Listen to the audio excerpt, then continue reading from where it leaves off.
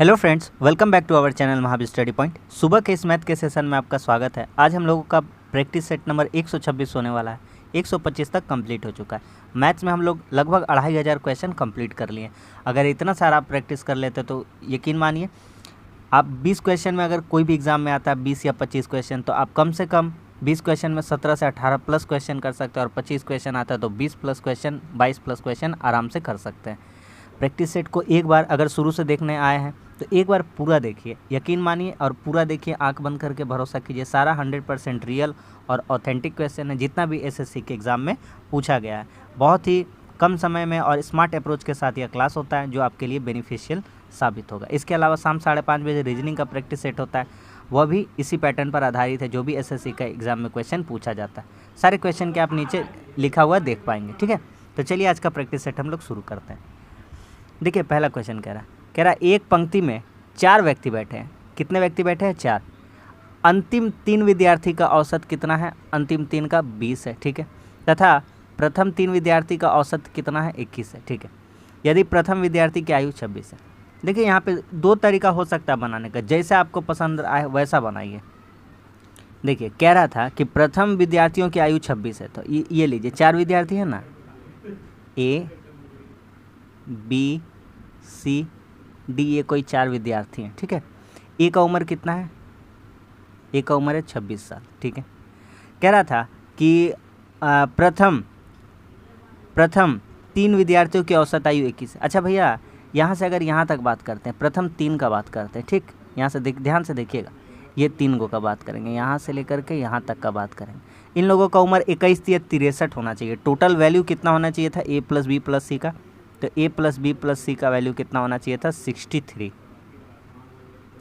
हम इसको बिना कोई कैलकुलेशन किए ही सॉल्व करना चाहते हैं, इसलिए हम आपको स्मार्ट अप्रोच बता रहे हैं, ध्यान से समझते जाइए। अच्छा भैया 26 हो ही गया है, तो बी सी का वैल्यू कितना हो जाना चाहिए? तो बी सी का वैल्यू कहिएगा 37 होना चाहिए, तभी ना इन दोनों कितना हो जाएंगे? 63 यानी कि 63, ठीक है भैया। कह रहा है अंतिम 3 का औसत 20 है। अच्छा अंतिम 3 कौन कौन सा होगा? तो अंतिम 3 ये वाला हो जाएगा, बी सी डी। अच्छा बी सी डी 37 है, बी सी आपका यहाँ पे देख रहे थे बी सी कितना है? 37। तो उस आधार पर डी को कह रहे हैं, तो डी को कितना हो जाना चाहिए? तो टोटल 60 हो रहा है B C D. B C D कितना हो रहा है? बी सी डी कितना हो रहा है? 60 हो रहा है। तो उस आधार पर इसको कितना हो जाना चाहिए था?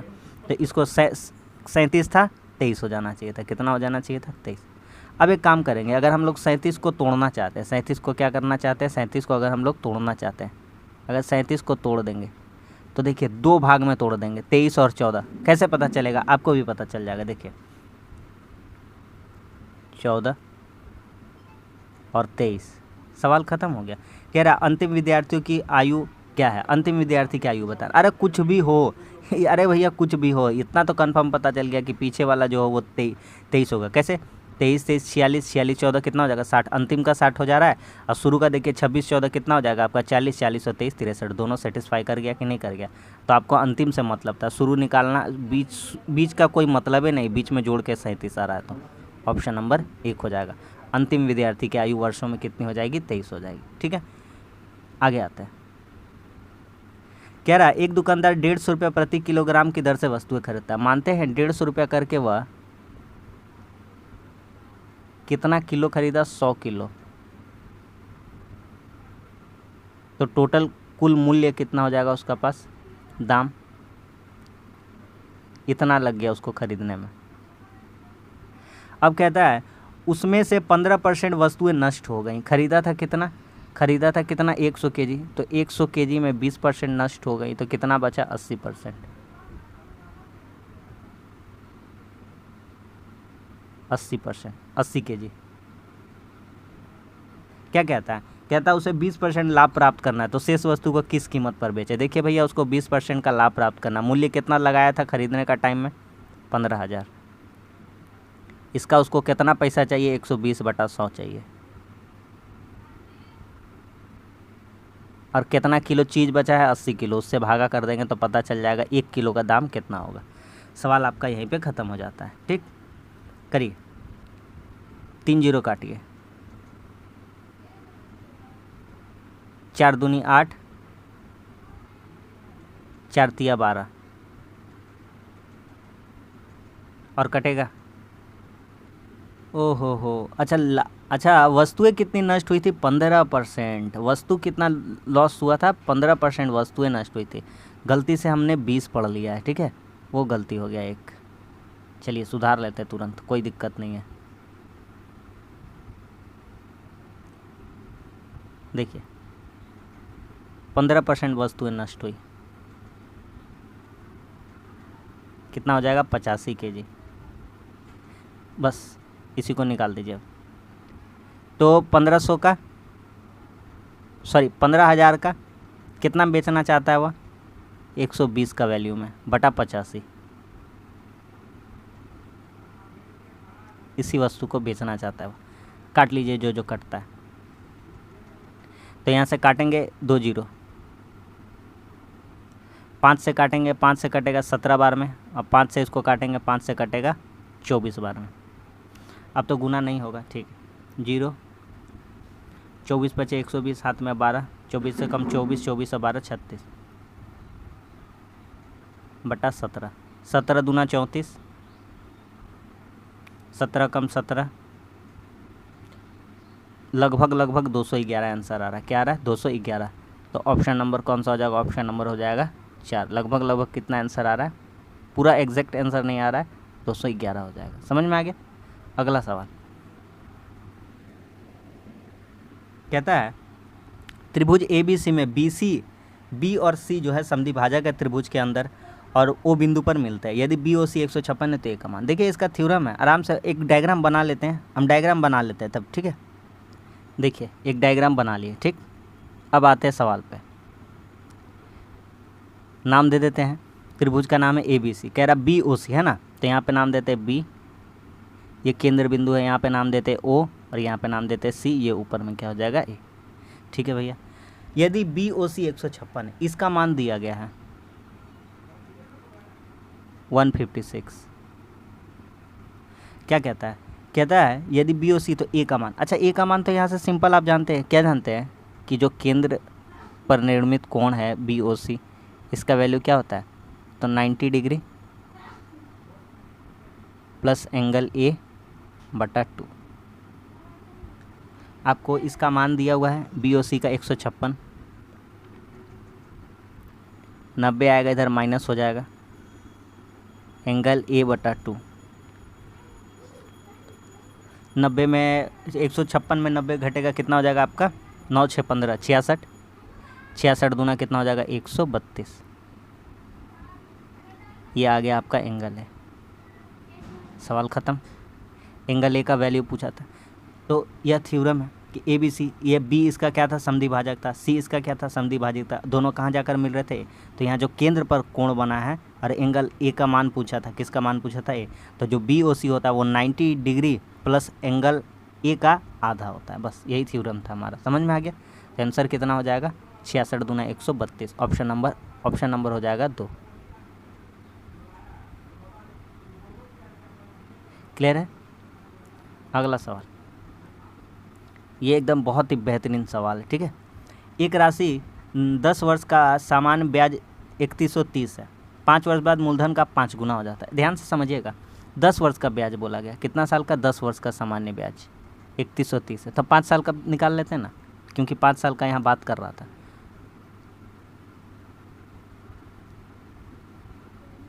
दस वर्ष का SI कितना है? 3130। तो 5 वर्ष का निकालते हैं,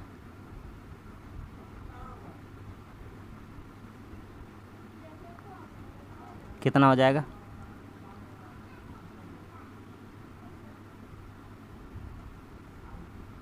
पाँच छः के 30, कितना हो रहा है? 5 छः के 30, 5 दूनी 10, और 5 छः के 30। अच्छा इसका पहले 10 साल वाला निकाल लेते हैं। 10 का वैल्यू इतना, तो 5 का वैल्यू इतना। 0 0 कट जाएगा तो कितना हो जाएगा? 5 तिया 15, और 5 से कम 5, 5 और 1 6, 3 5 15।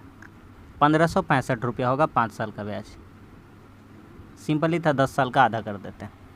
अब देखिए ध्यान से कह रहा है 5 वर्ष बाद मूलधन 5 गुना हो जाता है। 5 वर्ष बाद मूलधन जो है 5 गुना हो जाता है।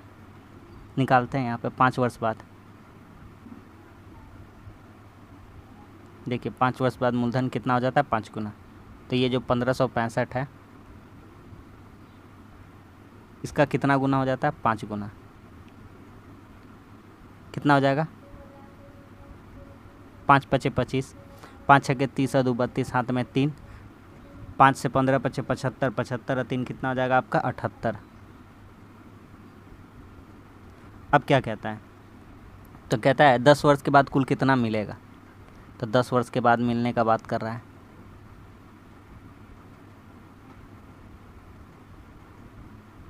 दस वर्ष बाद अमाउंट का बात कर रहा है, यानी कि मिश्र धन का। कितना हो जाएगा भैया, तो इधर कितना है, ब्याज में कितना है 1565। यहाँ कितना मिल रहा है 7825। जोड़ दीजिए, आपका 93 इधर हो जाएगा और 90 हो जाएगा।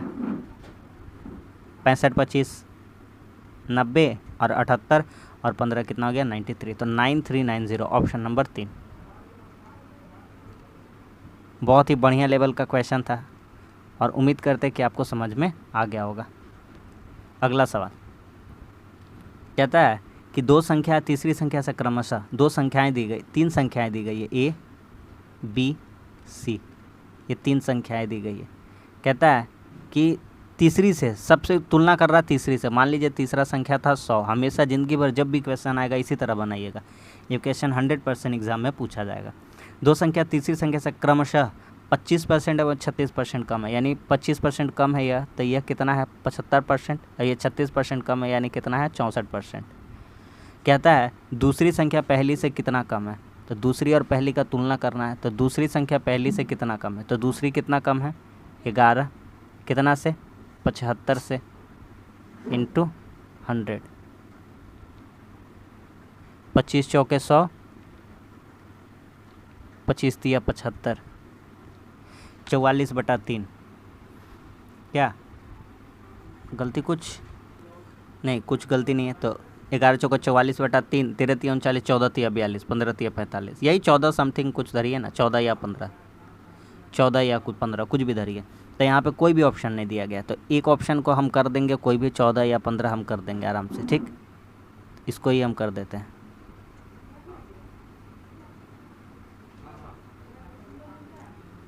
चौदह या 15%, ठीक है। तो हमारा आंसर कौन सा हो जाएगा, ऑप्शन नंबर 1। आ गया समझ में। अगला सवाल कह रहा है, बहुत बढ़िया सवाल है, देखिएगा। कह रहा है 3 किलोमीटर प्रति घंटा से चलने पर एक व्यक्ति किसी वर्गाकार मैदान को, मैदान कैसा भैया वर्गाकार है, बना दीजिए एक वर्गाकार। इसका कोई खास काम नहीं है, बनाने का कोई ज़रूरत नहीं, छोड़िए। विकर्णतः 2 मिनट में पार कर लेता है। तो मैदान का क्षेत्रफल बताइए। अच्छा ध्यान से समझिए, 3 किलोमीटर प्रति घंटा है,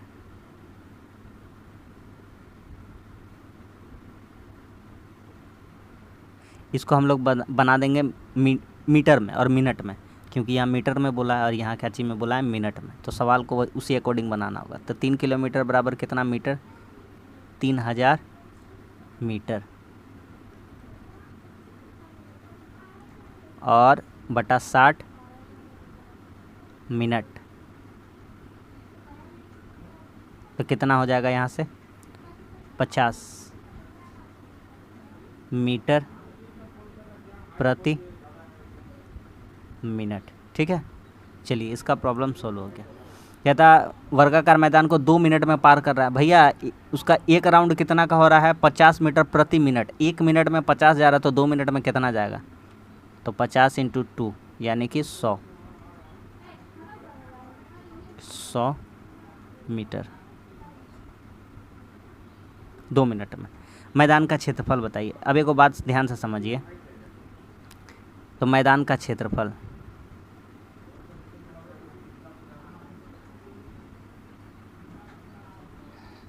तो मैदान का क्षेत्रफल, और विकर्णता पार कर रहा है तो कैसे, क्या फार्मूला बैठेगा, 1/1/2√2 और विकर्ण का स्क्वायर, विकर्ण का स्क्वायर कर दीजिएगा d स्क्वायर, तो 1/2 इंटू, यही विकर्ण था 100 मीटर। देखिए ना, विकर्णता पार करा, 2 मिनट विकर्ण को पार करने में लग रहा है, यानी 100 मीटर। विकर्ण की लंबाई कितनी हो जाएगी, 100, तो वही विकर्ण की लंबाई बिठा देंगे 100 × 100। एक को काट देंगे 50 से तो 50 हो जाएगा, और 2 को 0 बैठ जाएगा 50 के बाद, तो 5000।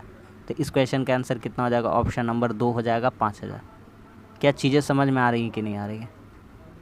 एकदम अच्छा क्वेश्चन और अच्छा अप्रोच का हम वादा करते हैं, और आपको वही हम डिलीवर भी करेंगे, ठीक है।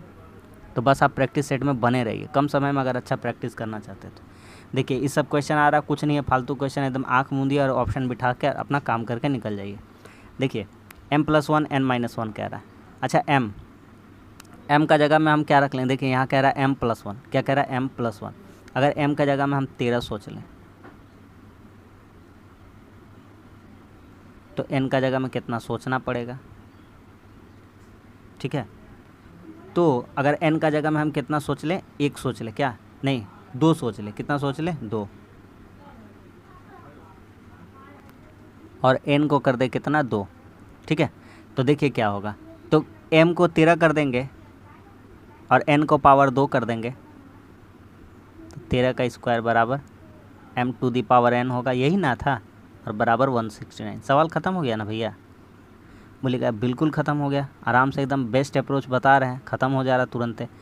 m+1 लिखना है तो 13 + 1 कितना हो जाएगा 14, और वहाँ लिखना n-1 यानी 2 का पावर 1, घटाएंगे 2 में 1 घटाएंगे तो 14 का पावर 1 यानी कि 14। तो इस क्वेश्चन का सही आंसर कितना हो जाएगा, ऑप्शन नंबर 1 14।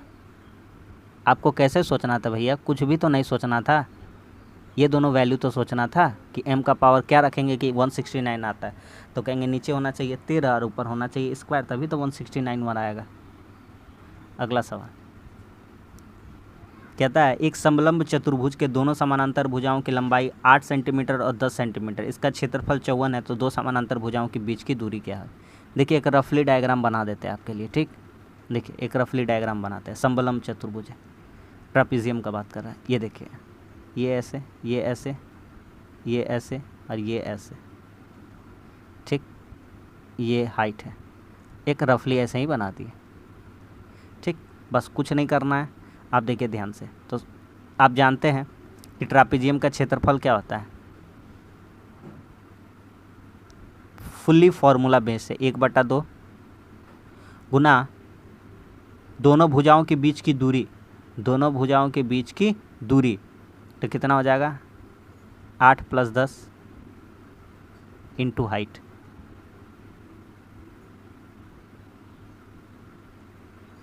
बस सवाल ख़त्म, यहाँ रख दीजिए 54, क्षेत्रफल कितना है 54 बराबर 1/2 इंटू 18 इंटू हाइट।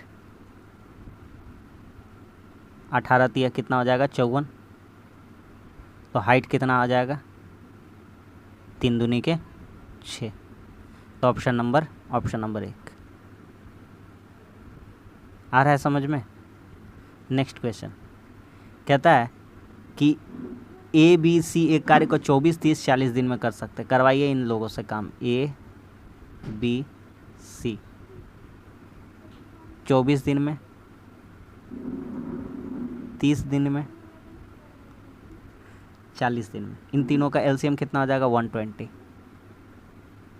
5 4 3, लसा लेना सिखाएं, बड़ा वालों को फॉलो करेंगे। 40 का ऐसा मल्टीपल ढूंढेंगे जो तीनों उससे कटता ही हुआ, तो 120 हो जाएगा। तो 24 × 5 120 गया, 30 चौके 120 गया, 40 दिया 120 गया, ठीक है।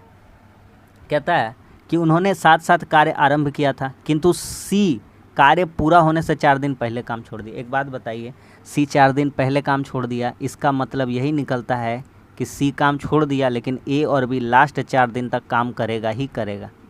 कोई दिक्कत होगा इसमें, कोई भी दिक्कत नहीं होगा। तो A B 4 दिन तक काम करेगा, तो A + B कितना हो जाएगा 5 4 9, 4 दिन तक काम करेगा, तो टोटल काम कितना कर देगा ये लोग 4 दिन तक 36। अब आपके पास बचेगा शेष काम, क्या बचेगा शेष काम, है ना।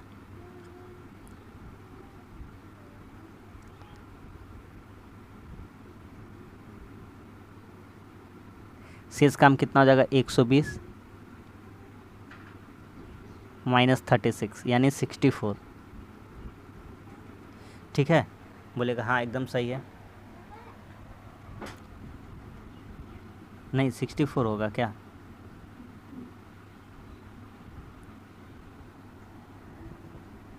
चौंसठ 6 70 70 30 120 हो रहा, 84 होगा क्या? 84 6 90 84 84। ठीक है, कहता है 4 दिन पहले काम छोड़ दिया था। चलिए 4 दिन पहले काम मतलब 84 काम वो लोग कम से कम 7 किया होगा। कितना काम किया होगा साथ में? 84 84 काम। तो 84 काम साथ में किया होगा। कितना कितना एफिशिएंसी था? 5 4 9 3 12। कितना दिन लगा होगा? 7 दिन। अब बोलता है तो कार्य कितने दिनों में पूरा करता है। ये वर्ड बहुत जन नहीं देखते हैं, यहाँ पर सिर्फ सोचते हैं शेष वाला पूछ रहा है, शेष वाला 7 है आंसर। अगर मान लीजिए आंसर में 7 रहता तो आप 7 टिक कर जाते हैं, लेकिन पूरा काम पूछा है तो पूरा काम कितना हो जाएगा? इधर 7 दिन लग रहा है, इधर 4 दिन वो लोग काम किया था, तो 7 4 कितना हो जाएगा? 11 दिन। आ गया मेरा बात समझ में? आंसर कैसे 11 दिन आया? ठीक है, कोई दिक्कत कोई परेशानी नहीं। अगला क्वेश्चन पे चलते हैं। देखिए सिंप्लीफिकेशन का क्वेश्चन है, आराम से कर लीजिएगा, ध्यान रखिएगा क्वेश्चन करते समय। ये देखिए 27 माइनस 3 कितना हो जाएगा? 24। 24 भागा 6 करिएगा 4 और 4 में 4। देखिए करते हैं 24 बटा 6 घटाओ 4।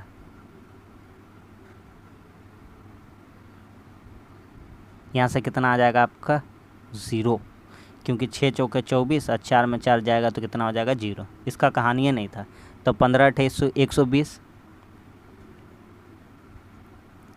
15 8 120 और 120 में कितना घटाना? 6 114।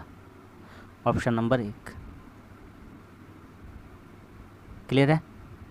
अगला सवाल कहता है कि एक व्यक्ति अपने घर से 30 की चाल से चलता है तो अपने कार्यालय में 10 मिनट देर करता है, पहुंचता है। 24 का चाल से चलता है तो 18 मिनट लेट पहुंचता है। तो घर से कार्यालय की डिस्टेंस बताइए। सिंपल सा आपको अप्रोच बताएं भैया, याद करें तो याद होगा, बहुत सारा प्रैक्टिस करा चुके हैं ऐसा क्वेश्चन। सिंपल सा फार्मूला लगा दीजिएगा, A B into A minus B. Repetitive question है इसलिए हम इसका स्मार्ट अप्रोच बता दिए। इसका एक फार्मूला होता है ए इंटू बी बटा ए माइनस बी इंटू, भैया आपका क्या हो रहा है? लेट और लेट हो रहा है, तो जब एक जैसा होता है तो माइनस कर देते हैं।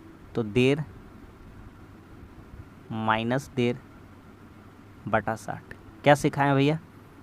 कि भैया लेट लेट होगा माइनस कर देंगे, पहले पहले होगा समय को माइनस कर देंगे, लेकिन लेट और कभी लेट पहुंच रहा है कभी पहले पहुंच रहा है, इस कंडीशन में प्लस कर देते हैं। कभी पहले पहुंच जाता है कभी लेट में, इस कंडीशन में भी प्लस कर देते हैं। एक जैसा रहेगा तो माइनस कर देंगे और उल्टा जैसा रहेगा तो घट मतलब जोड़ देंगे। ठीक है, ए बी यहाँ पे क्या है भैया? ए बी पहला और दूसरा स्पीड है, तो पहला स्पीड कितना है भैया? 30 है, दूसरा स्पीड कितना है? 24 है। इन दोनों का डिफरेंस कितना भैया? 30 घटाओ 24 है, इंटू देर और देर, तो देर 18 माइनस 10 बटा 60। पूरा फार्मूला लिख दिए, पूरा स्टेप वाइज लिख दिए, ताकि अब जब भी क्वेश्चन आएगा इस टाइप का क्वेश्चन में आपको कोई भी प्रॉब्लम कभी भी ज़िंदगी में नहीं होगा। देखिए 30 गुना 24 करिएगा,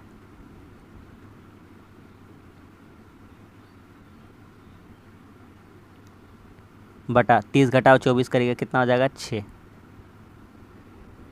इंटू 18 में 10 कटेगा 8 बटा 60। काट लीजिए जो जो कटता है। 30 दूनी 60, 6 दूनी 12, 12 दूनी 24, 8 दूना कितना आ गया? 16 किलोमीटर। तो इस क्वेश्चन का सही आंसर कितना हो जाएगा? ऑप्शन नंबर 2 यानी कि 16 किलोमीटर। बोलिए समझ में आ गया कि नहीं आ गया? इससे हल्का और इससे अच्छा कंसेप्ट आपको हम क्या समझा सकते हैं। अगला सवाल कहता स्कूल में लड़के और लड़कियों का अनुपात, यहाँ बॉयज़ है और यहाँ क्या है? गर्ल्स है। कह रहा है बॉयज़ 27 रेशियो में है और गर्ल्स कितने रेशियो में है? 23 यानी कि 23। अब हमसे कहता है कि लड़कों और लड़कियों की संख्या में अंतर, यहाँ अनुपात में अंतर आप पहले निकालिए ना, कितना का अंतर हो रहा है? 4, और यही 4 को बराबर कर दीजिए, कितना अंतर के बराबर? 200। तो यहाँ से आप देख पाइएगा 450 से 1 का वैल्यू कितना आ जा रहा है 50। तो हमसे क्या कहता है लड़कों की संख्या, तो बॉयज़ कितना है 27, तो 27 का वैल्यू कितना हो जाएगा, तो 27 गुना क्या कर देंगे 50, 27 बचे कितना हो जाएगा 135 यानी कि 1350। तो इस क्वेश्चन का आंसर कितना हो जाएगा ऑप्शन नंबर 1 1350। समझ में आ गया कि नहीं आ गया। अगला सवाल कहता है 100 किलोग्राम चाय खरीदा और इसे मैंने उस लाभ पर बेचा जो मेरे द्वारा 40 किलोग्राम किए गए भुगतान के बराबर था। अरे भैया 100 किलोग्राम चाय खरीदा, मान लेते हैं 100 किलो चाय का दाम, 100 किलो चाय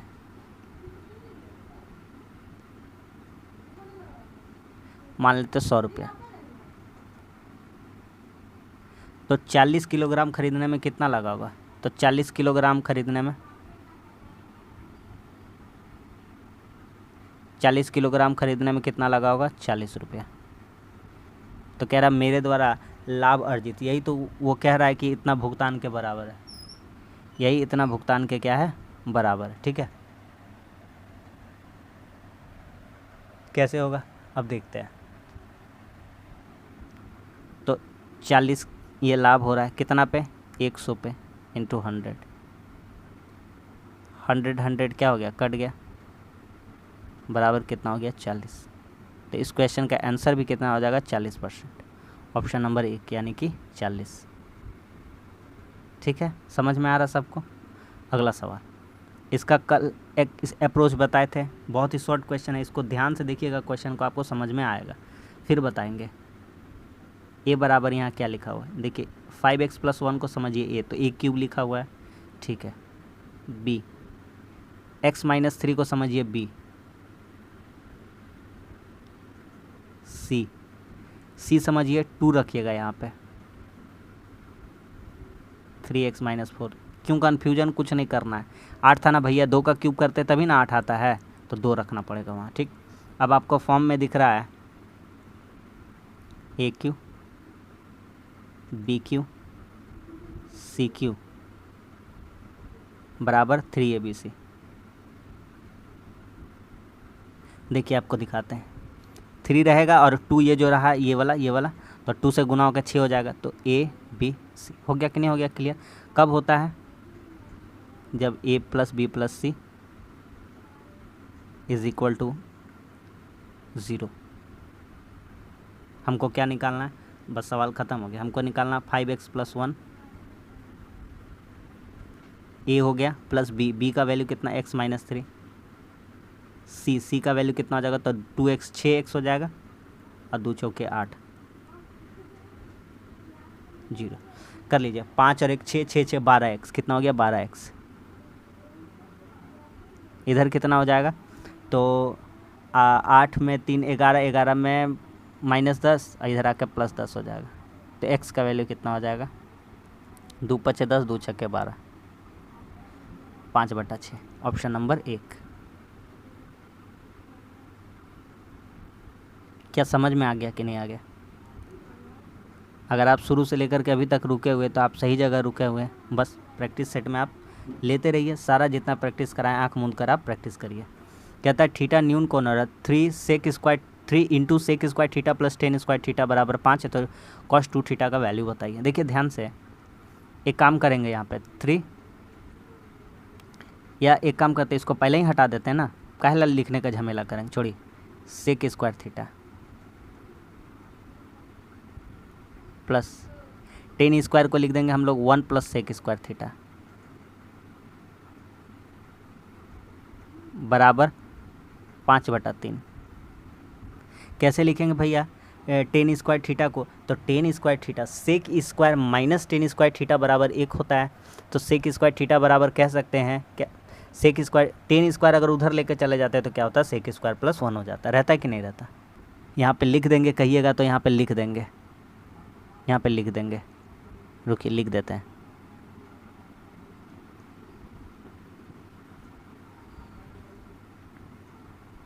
sec² - tan² थीटा बराबर 1, आपके लिए लिख दी। ठीक है, कहाँ से आया वो वाला। अब आगे बढ़ते हैं। कहता है कि cos 2 थीटा का मान बताइए। तो यहाँ से आप देखिए कितना हो जाएगा, सेक से कितना हो जाएगा, 2 सेक स्क्वायर,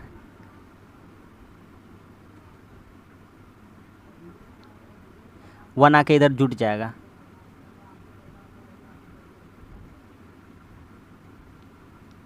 तीन एकम 3 और 1 5, 8/3 2, तो इसलिए सेक स्क्वायर थीटा अब निकाल देते हैं, सेक थीटा डायरेक्ट निकालेंगे। 8/3 इंटू कितना हो जाएगा, 2,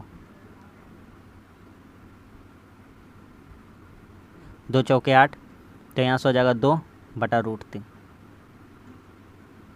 अब आगे बढ़ते हैं। कहता है cos 2 थीटा का मान बताइए। तो सेक थीटा में मान कितना होता है, यहाँ लिख देते हैं, थीटा बराबर 30 डिग्री का है भैया। सेक 30 में ही मान कितना होता है, 2/√3 का। ठीक है, क्लियर है। आगे बढ़ें। तो cos 2 थीटा का मान पूछा है,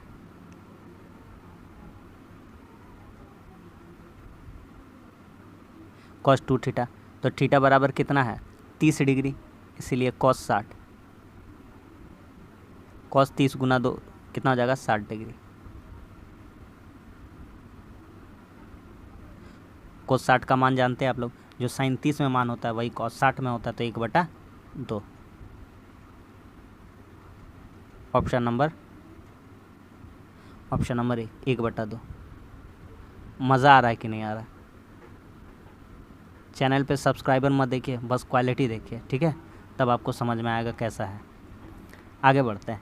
कह रहा है दी गई संख्या को 25% बढ़ाने के लिए उसमें किससे गुना किया जाए कि वह 25 बढ़ा में किससे गुना किया जाना। अरे भैया कुछ भी नहीं है, सिंपल सा क्वेश्चन है। अरे जो अगर नहीं भी दिमाग काम कर रहा है ना, मान लीजिए वह संख्या कितना है, x है, और इसको कितना बढ़ाना चाहते हैं, तो 25% बढ़ाना चाहते हैं। कितना बढ़ाना चाहते हैं, 25%। तो यहाँ कितना कर देंगे, अच्छा चाहे मान लीजिए किससे गुना किया जाए ये बोला है ना, तो एक काम करिए, लिखिए 100 को 25 बढ़ाना है। मान लीजिए 100 है, 100 को 25 बढ़ाना है, तो 100 को 25 बढ़ाना है, यानी 100 का कितना करना है, 125 वैल्यू करना है। तो कह रहा है किससे गुना करना चाहिए, तो मान लेते हैं किससे गुना करना चाहिए, तो मान लेते हैं इस संख्या में x से गुना करना चाहिए। कितना से, x से। सवाल ख़त्म। अरे कुछ भी नहीं था, फ्रैक्शन में भी कर सकते थे, डायरेक्ट हम भी बता देते हैं, 0 0 कट गए, लेकिन आपको जैसा समझ में आया उसी तरह कर दिए। मान लीजिए संख्या 100 था, 100 से उसको कितना कर देना, 25% बढ़ा के, यानी 125, तो 100 कट ही गया, 125 करना है। कितना से गुना करने मानते हैं, 100 से, तो यहाँ से भी कट जाएगा, 25 चौके 25 25, तो आप डायरेक्ट बता दीजिएगा। तो x का वैल्यू कितना हो जाएगा, तो x का वैल्यू हो जाएगा 5/4। बोलिए आ रहा है मज़ा, समझ में आ रहा है कि नहीं आ रहा है? Option number 3। अगला सवाल,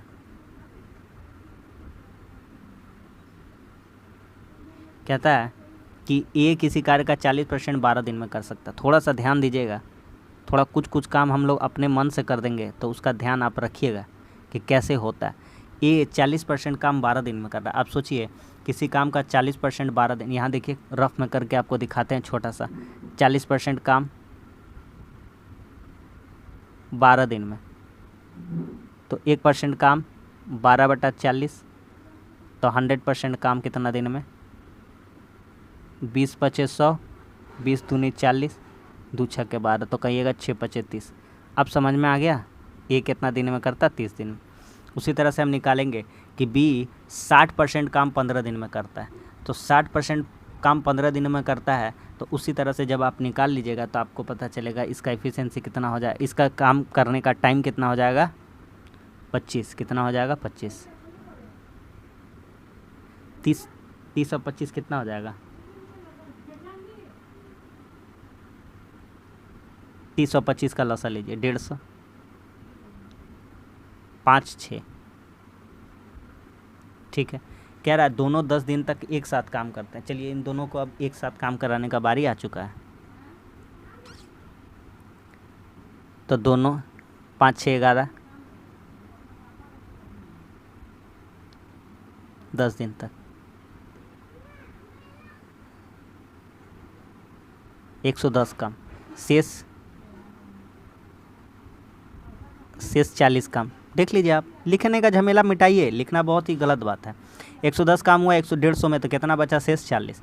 इसी को तो कर रहा है, कौन कर रहा है भैया, इसी को कर रहा है सी, कर रहा है, कौन कर रहा है सी, 4 दिनों में कर रहा है। तो सी का एफिशिएंसी कितना है 40, कितना दिन में कर रहा है 4 दिन में, तो कितना यहाँ से निकल आएगा 10, मतलब उसका एफिशिएंसी कितना आ रहा है सी का 10। तो बस सवाल ख़त्म, 10, बस सवाल ख़त्म, यहाँ लिख लेते, जगह नहीं है तो 28% काम का करना है, तो 150 का 28% करना है, ये काम है, इनटू इन लोगों का एफिशिएंसी ले लेते हैं। तो ए का 5, बी का 6, तो सी का एफिशिएंसी यहाँ अपने मन से बिठा देंगे तो कितना हो जाएगा, तो सी का एफिशिएंसी हो जा रहा है 10, तो यहाँ कितना बिठा सकते हैं 15। वो ज़रूरी नहीं है, एफिशिएंसी से मतलब है, समझ में आ गया कि नहीं आ गया। तो 5, 6, 11, 11 और 10 कितना हो जाएगा आपका 21, 21। अब काटेंगे तो कितना हो जाएगा, 7 चौके 28, 7 तिया 21, 300 से काटेंगे, अच्छा 150 था है ना, तो काटिए, 3 से काटिए इसको 50 बार में, 4 से इसको काट दीजिए 25 बार में, और 25 से 50 को काट दीजिए 2 बार में। 2 दिन, कितना दिन, 2 दिन, तो कितना दिन लगेगा 2 दिन, ठीक है। CGL Tier 2 का क्वेश्चन है, 2019 में आया हुआ क्वेश्चन है। आगे आते हैं, कहता है एक पार्क का एक वृत्ताकार पार्क है जिसका व्यास 210 मीटर है, बाहर 5 मीटर चौड़ा रास्ता है। देखिए एक डायग्राम बना लेते हैं, ठीक है, फिर समझाते हैं आपको, पहले डायग्राम बना लेते हैं। ये बना लिए एकदम बहुत बड़ा सा डायग्राम, ठीक। अब देखिए कहता है एक वृत्ताकार पार्क जिसका व्यास 210 मीटर के बाहर चारों, देखिए ना इसका, ये देखिए यहाँ से एक केंद्र लेते हैं इसका, ये एक बाहर है और एक ये अंदर है, ठीक। ये रास्ता है, ये चौड़ा वाला, ये सब क्या है रास्ता है। तो यहाँ से यहाँ तक का अगर, यहाँ से यहाँ तक का अगर क्या देखेंगे आर, बड़का अर्धव्यास, ये छोटका वाला हो जाएगा, ठीक है। अब सिंपल सा जानते हैं दोनों का अंतर, यही तो कहा है कि पथ का क्षेत्रफल बताइए। तो पथ का क्षेत्रफल क्या होगा, तो ये वाला जो एरिया है और ये वाला जो एरिया है, इन दोनों का माइनस कर देंगे तो बीच वाला आ जाएगा। बाहर का मान लीजिए 100 है एरिया और अंदर का 80 है, तो बीच में बचा कितना होगा चीज़, 20 है ना बचा होगा, 80, 100 में 80 घटा देंगे तो 20। तो कह रहा है व्यास 210 है, तो आर कितना हो जाएगा, वृत्ताकार पार्क जिसका व्यास 210 है, बाहर 5 मीटर चौड़ा रास्ता, यानी कि हमारा यहाँ पे क्या दिया हुआ है, आर दिया हुआ है, कितना 105, आधा कर दिए, इसलिए बड़का आर कितना हो जाएगा 5 मीटर चौड़ा रास्ता। ये छोटका यहाँ तक कितना था 105, और ये यहाँ तक यहाँ ले लेंगे ये चौड़ा रास्ता, तो ये भी कितना है 5, तो कितना हो जाएगा बड़का आर कितना हो जाएगा 110। अब क्या कहता है, कहता है पथ का क्षेत्रफल बताइए। तो अभी हम आपको बताएं कि फार्मूला क्या हो जाएगा, तो फार्मूला हो जाएगा इसका, क्षेत्रफल का बात कर रहा है तो पाई बड़का आर स्क्वायर, बड़के में से छोटका घटाएंगे pi r square, pi pi common आ जाएगा, बचेगा बड़का आर स्क्वायर माइनस छोटका r square, a square minus b square. अब डायरेक्ट बैठाएंगे, समझते रहिए। बड़का कितना है 110, 105 आता है formula a square minus b square का, कि a plus b a minus b, कितना हो जाएगा आपका, हो जाएगा पाई इंटू 215 इंटू कितना हो जाएगा 5, 15 5 75, 2 10 से 2 5 10, 1075 पाई। ऑप्शन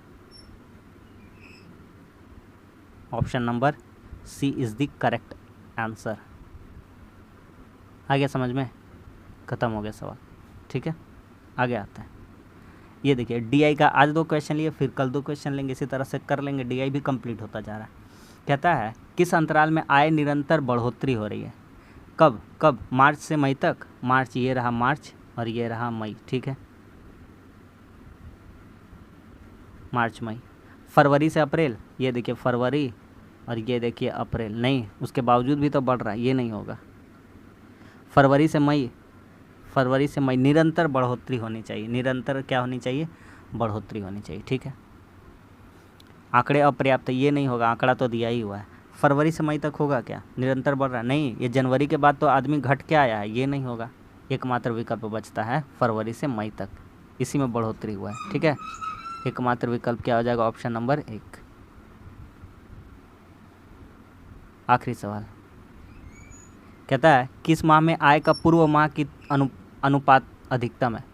पिछले महीना से तुलना करना है। तो देखिए पिछला महीना से तुलना करिए, तो फरवरी और मार्च का तुलना करिए। किसका तुलना करिए, फरवरी और मार्च का। देखिए फरवरी और मार्च, फरवरी में कितना है, 4 है, और मार्च में कितना है, लगभग 8 या 10 समझिए जो भी है। तो इसका तो बहुत ही ज़्यादा डिफरेंस देखने को मिल रहा है, और किसी में इतना ज़्यादा डिफरेंस देखने को नहीं मिलेगा। क्यों, पिछले महीना से तुलना करना। अब ये नहीं कि मई से और फरवरी से तुलना करेंगे, नहीं, पिछला 2 महीना का, लगातार 2 महीना। तो फरवरी और मार्च एक दूसरे का लगातार 1-2 महीना का अंतराल है ना, तो यही दोनों का डिफरेंस बताना है। तो कह रहा किस महीना में, तो पिछला तुलना में ज़्यादा है, तो मार्च में। किस में, मार्च में। मार्च में फरवरी की तुलना में सबसे क्या है, ज़्यादा है। ठीक है, तो बस आज के लिए इतना ही। आज भी 20 क्वेश्चन हमारा कंप्लीट हो गया। इसी तरह से प्रैक्टिस करते रहिए, सारा 100% रियल और ऑथेंटिक क्वेश्चन के साथ हम लोग प्रैक्टिस करते हैं। वीडियो अच्छा लगा तो लाइक कर दीजिए, और हमारे चैनल पर है तो हमारे चैनल को सब्सक्राइब कर दीजिए। मिलते हैं शाम की रीजनिंग में 5:30 बजे। तब तक के लिए धन्यवाद। जय हिंद।